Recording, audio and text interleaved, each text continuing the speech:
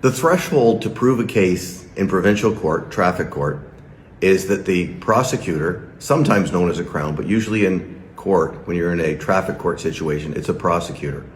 They have to prove the case beyond a reasonable doubt.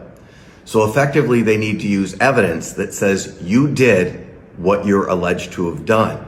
So again, I know I use speeding as an example quite often, but they need to prove all the elements. What are all the elements? That you, so they need to identify you, were driving on a road, they need to identify the road, and you committed the offense. The offense was you were going faster than you were supposed to go. So the issue comes down to, once they've proved it, whether it's a strict liability or absolute liability offense, then it brings up whether you have a defense to it.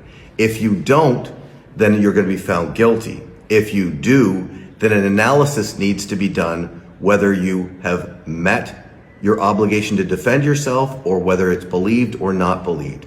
That's why it's so difficult when you go into court, because you have to craft your argument properly.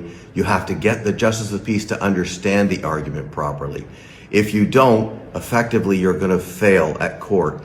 And that's where it's difficult. I tell people all the time, I don't work on cars because I'm not good at it. I hire somebody.